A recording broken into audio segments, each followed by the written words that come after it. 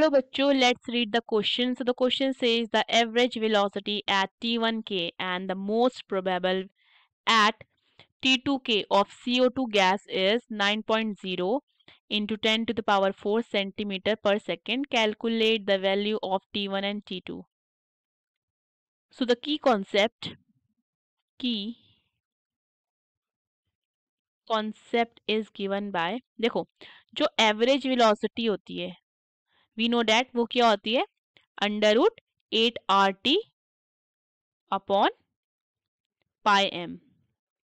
Okay and we know that जो most probable velocity होती है this is equal to under root 2RT upon M. ठीक है. So for CO2 बात कर रहे हैं जो एवरेज वेलोसिटी है average velocity at T1 K is equal to most probable velocity है at T2. ठीक है.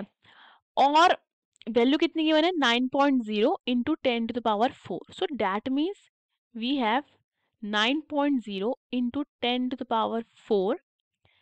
एंड फर्स्ट चेक कर लेते हैं. देखो यूनिट क्या है हमारी यूनिट है सेंटीमीटर पर सेकेंड. ठीक है सेंटीमीटर पर सेकेंड. हम क्या करते हैं इसको मीटर पर सेकेंड में कन्वर्ट कर लेते हैं. कैसे कर लेते हैं डिवाइड कर देते हैं इसको 1000 से.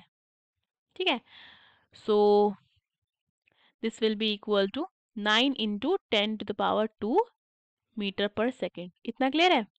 सो देखो एवरेज वेलोसिटी एट T1 के तो डैट मीन्स देखो मैं यहाँ पे पुट कर सकती हूँ 9 इंटू 10 टू द पावर 2 को is equal to under root 8R T1 upon pi M. ठीक है. अब देखो यहाँ पे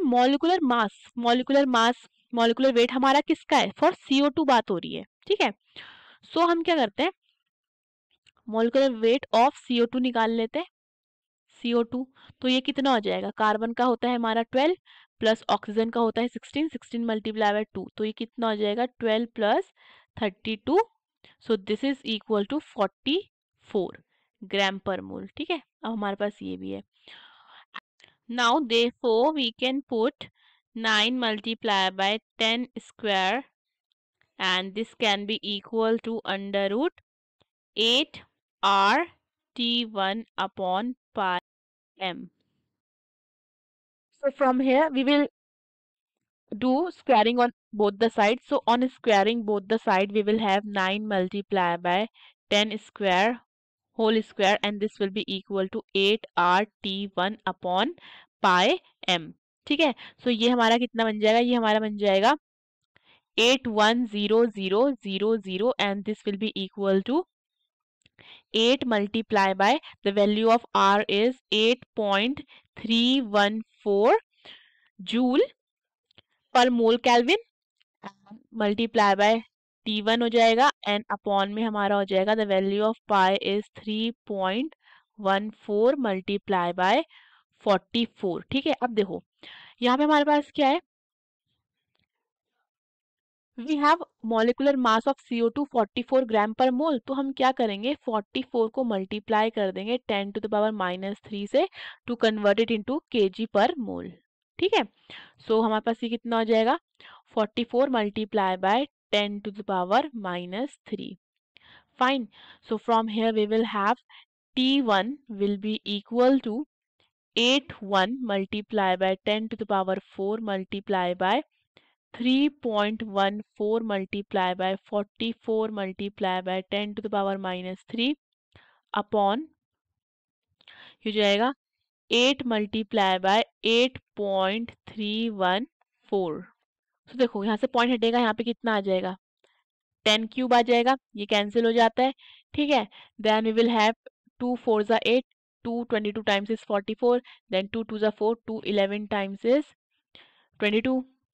So this will give on solving T1 will be equal to 1682.5 Kelvin. So T1 की हमारे पास क्या आ जाती है, वैल्यू आ जाती है. Now we will find T2. So we know that most probable velocity for CO2 at T2K and it is equal to 9 into 10 to the power 2 metre per second. ठीक है, कन्वर्ट पहले कर लिया था, तो that means we will have under root 2 r T2 upon m will be equal to 9 into 10 to the power 2. Squaring both the side, we will have 2r T2 upon m will be equal to 9 into 10 to the power 2 whole power 2. ठीक है, अब देखो यहाँ से we will have 2 into R की value put कर देंगे 8.314 into T2 हो जाएगा upon m is 44 multiplied by 10 to the power minus 3. Here we will have 81, इसको हम लिख सकते हैं 81 10 to the power 4. ठीक है, अब देखो यहाँ से T2 कितना आ जाता है. T2 will be equal to 81 into 10 to the power 4 multiplied by 44 into 10 to the power 3 upon 2 multiplied by 8.314. ठीक है, 222 टाइम्स इज 44. ये हट जाएगा, पॉइंट हटेगा नीचे, ऊपर कितना जीरो आ जाएंगे 3. दैट मीन्स 10 क्यूब हो जाएगा, ये कैंसिल हो जाता है. ठीक है, so on solving T2 will be equal to T2, this is T2 and this will be equal to 2143.4 Kelvin. So this is the value of T2. Hope you understood the question. Best of luck.